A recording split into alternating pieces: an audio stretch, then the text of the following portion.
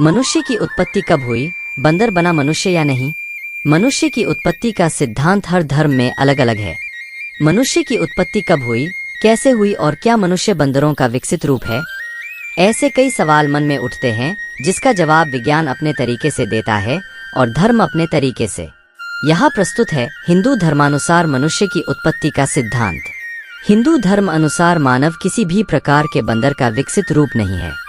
पौराणिक ग्रंथों के अनुसार वानर और बंदरों को मनुष्य से अलग माना गया है।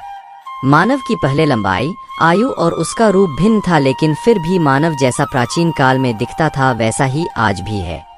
बस उसके शरीर पर से बालों की मात्रा कम हो गई। जिस तरह वानरों या बंदरों की कई प्रजातियां होती है, उसी तरह मानव की भी कई प्रजातियां थी और आज भी उनमें से कुछ विद्यमान है। संसार के इतिहास और संवत्सरों की गणना पर दृष्टि डालें तो ईसाई संवत सबसे छोटा अर्थात 2018 वर्षों का है।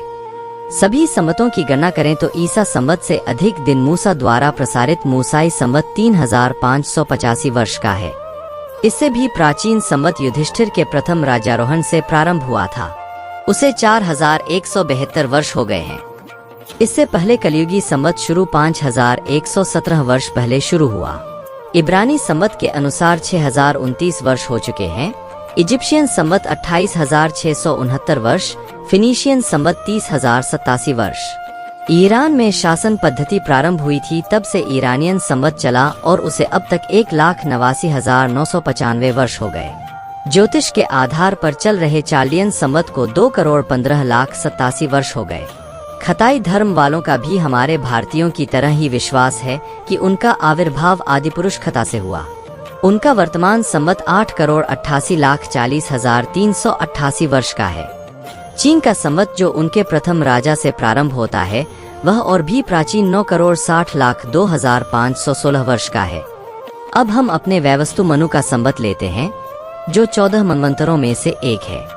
उससे अब तक का मनुष्योत्पत्ति काल 12,05,33,117 वर्ष का हो जाता है, जबकि हमारे आदि ऋषियों ने किसी भी धर्मानुष्ठान और मांगलिक कर्मकांड के अवसर पर जो संकल्प पाठ का नियम निर्धारित किया था और जो आज तक ज्यों का त्यों चला आता है, उसके अनुसार मनुष्य के आविर्भाव का समय 1,97,29,449 वर्ष होता है, जबकि 1,96,08,53,118 वर्ष पहले सृष्टि की उत्पत्ति हुई थी।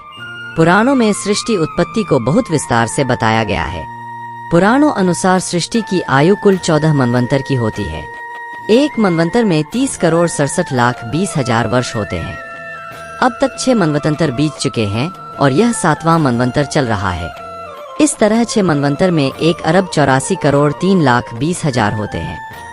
7वें मनवंतर की 27 चतुर्युगी बीत चुकी है और यह 28वीं चतुर्युगी चल रही।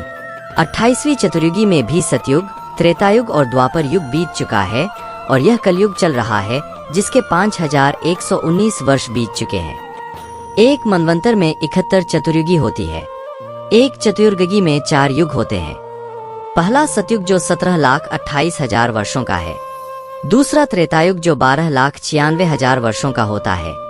तीसरा होता है द्वापर युग 8,64,000 वर्षों का और चौथा कलयुग 4,32,000 वर्षों का। कुल मिलाकर के एक चतुर्युगी में वर्ष की संख्या 43,20,000 वर्ष हुई। इस प्रकार से 6 मनवंतर सहित 7वें मनवंतर के बीत चुके काल को जोड़ने के बाद 1,96,08,53,119 वर्ष होते हैं। इसका मतलब यह कि इतने समय पहले सृष्टि की उत्पत्ति हुई थी। इसी प्रकार के वीडियो को देखने के लिए हमारे कॉस्मिक अवयुक्ता ज्ञान चैनल को सब्सक्राइब जरूर करें और कमेंट में अपनी राय जरूर दें। धन्यवाद।